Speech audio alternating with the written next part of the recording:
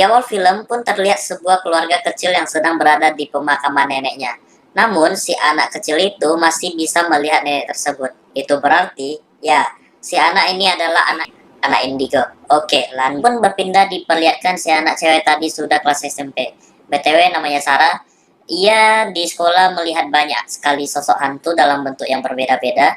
Dan ini salah satunya. Bertambahlah mereka. Seiring ia berjalan, ia pun dikagetkan dengan sesosok hantu yang mati gantung diri. Ia pun terjatuh dan yang menolong ia hanya seorang cowok yang mengertiin posisi ia sebagai anak IndiHome.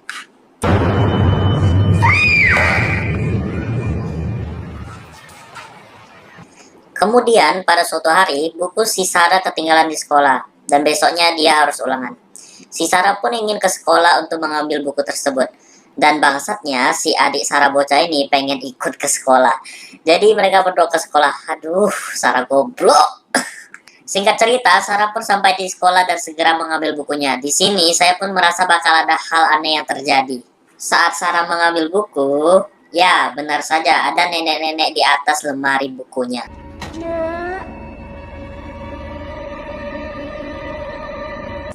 Kemudian si Sarah pun segera membawa adiknya pulang. Namun saat di lorong si Sarah terjatuh kesandung hantu. Saat Sarah bangun udah terdapat banyak hantu di sekitar dia.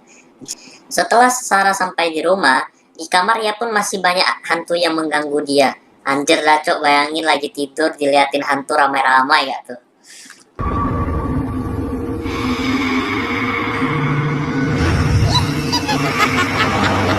Esok harinya, Sarah ke sekolah. Ia tidak bertemu lagi dengan teman cowoknya yang bernama Adit. By the way, Adit itu cowok di skin pertama yang bantuin si Sarah ya. Si Sarah pun mengatakan bahwa ia sudah menanyakan tetangga Adit. Kata tetangganya, si Adit satu keluarga pindah ke Bandung dan belum kunjung kembali. Si Sarah pun memberanikan diri menaiki kereta umum untuk menyusul si Adit. Setibanya Sarah di kereta, ia melihat banyak hantu. Ada yang berdiri, bergantung, lagi hamil, bahkan ada pasangan yang lagi pegangan tangan. Tetapi tangannya itu putus. Menurut gua, ini hantu-hantu yang mati karena kecelakaan kereta sih. Skin pun berganti kepada Sarah yang sudah sampai di rumah Adit di Bandung. Ia pun memegang pagar rumah Adit dan seketika Sarah mengalami trans. Trans tersebut menceritakan adiknya si Adit yang disekap pun teriak minta tolong. Saat Adit masuk, Adit pun dibunuh oleh anak si pembantu tersebut. Singkat cerita, Sarah pun pingsan. Saat terbangun, ia sudah di sofa dalam rumah Adit. Kemudian Sarah pun bertanya kepada pembantu, Adit di mana ya? Kemudian si pembantu dengan bangsat dan dramatisnya mengatakan bahwa saat papa dan mama Adit keluar, tengah malam ada pencuri yang masuk kemudian dua anaknya dibunuh, yaitu Adit dan adiknya. Bangsat. Singkat cerita, entah bagaimana pembantu Adit pun ditangkap polisi. Mamam. Skin pun diperlihatkan bahwa Sarah sudah tumbuh dewasa. Dan ia lagi makan bakso dengan dua teman dan adiknya. Temannya pun tahu bahwa Sarah itu anak IndiHome. Sarah mengatakan bahwa seiring ia tumbuh dewasa, kepekaan dia terhadap makhluk halus meningkat. Ia pun melihat tuyul di sana. Nggak makasih, baksonya enak, cobain. Makhluk gaib untuk melariskan usaha mereka. Sarah pun pergi ke belakang. Dan ia mengalami trans lagi. Ia melihat bahwa akang bakso tersebut menggunakan cucian bekas kakinya untuk memasak bakso. Skin pun berganti lagi, di mana adiknya Sarah dan teman-temannya bermain jelangkung. Saat si Sarah datang, sudah banyak hantu di rumahnya. Sarah pun marah. Dan cerita pun berlanjut. Sarah sudah di kantin bersama teman-temannya.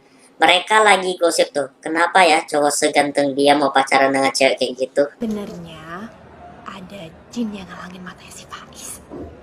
Sarah pun ke toilet. Setelah itu, ia pun melihat penampakan seorang siswi. Sarah pun menceritakan hal tersebut ke temannya. Dan temannya bilang, itu kan cerita murid yang bunuh diri gara-gara dibully. Katanya itu cerita legend. Saat di perpus, Sarah pun ketemu dengan hantu tersebut. Hantu tersebut meminta tolong kepada Sarah. Nama hantunya adalah Dinda. Skin pun berganti kepada masa lalu Dinda. Ternyata Dinda adalah orang yang kesepian, namun ibunya sangat sayang kepadanya. Tiap hari dimasakin, nonton TV bareng, rayain ulang tahun. Namun saat ia di sekolah, ia seperti dijadikan babu oleh murid paling terkenal di sekolahnya. Dan si Dinda ingin bergabung dengan mereka. Kan gue pesennya jus jeruk. Kenapa yang datang jus alpukat? Tapi tadi kata kamu. Oke, lanjut. Pada suatu hari, gengnya Citra pun merayakan bahwa Dinda sudah bergabung dengan mereka. Dinda pun kelihatan sangat senang. Dinda pun diajak nginap di rumah Citra. Dan Citra pun suruh Dinda foto bugil, katanya ini hanya rahasia geng mereka. Tibanya esok Dinda di sekolah, ia pun diajak semua orang. Saat ia ngecek papan pengumuman, ternyata sudah banyak foto bugil dia semalam. Singkat cerita, Dinda pun bunuh diri. Dan ibunya Dinda pun sedih. Setelah itu, Sarah pun berinisiatif ke rumah Dinda. Saat Sarah bilang ingin menanyakan sesuatu soal anak ibu, mukanya ibu Dinda pun berubah seketika dan langsung menutup pintu rumahnya. Si Sarah pun ke rumahnya Citra dan pura-pura melakukan kerjaan, yaitu menanyakan testimoni alumni. Dan di sana, Sarah menanyakan soal Dinda. Si Citra pun langsung terdiam. Seketika anak Citra pun pulang dan manggil. Ma, Dari sini kita bisa lihat bahwa anak si Citra juga dibully di sekolahan. Besoknya, si Sarah pun mengajak Citra ke rumah si Dinda untuk memohon maaf. Karena ini permintaan si Dinda kepada Sarah untuk menyampaikan ini ke ibunya. Dan ibunya Dinda pun tetap gak terima kehadiran mereka. Saat Sarah mengatakan ke ibu bahwa ia tahu semuanya, yaitu ibu Dinda selalu memasakkan nasi goreng Hello Kitty tiap pagi, nonton film bareng, serta ngerjakan puzzle. Dan puzzle terakhir yang belum terselesaikan yaitu puzzle bertema istana. Seketika, Sarah pun kerasukan Dinda. Dan Dinda menyampaikan bahwa ia menyayangi ibunya. Dan saat dia mati, tidak ada yang bersalah. Itu hanya kecelakaan diri sendiri.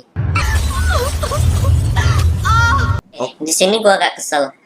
Masa tangannya terluka kayak begitu langsung meninggal? I mean like, kok gak ke UKI sih? Ini cerita yang sangat mengesankan sih kata gua. Oke, lanjut. Si ibu pun memaafkan Citra. Setelah itu, Sarah pun nonton bioskop. Mereka hanya bertiga. Dan sebenarnya yang terjadi, setelah nonton bioskop, si Sarah pun trans melihat masa depan bahwa temannya akan kecelakaan. Ia pun segera menghubungi temannya. Dan ternyata temannya menggunakan mobil, bukan motor. Dan mobil temannya mogok, ia pun pakai motor sekarang. Sarah pun segera menyusul temannya. Namun yang kecelakaan adalah si Sarah sendiri. Adik Sarah pun meninggal.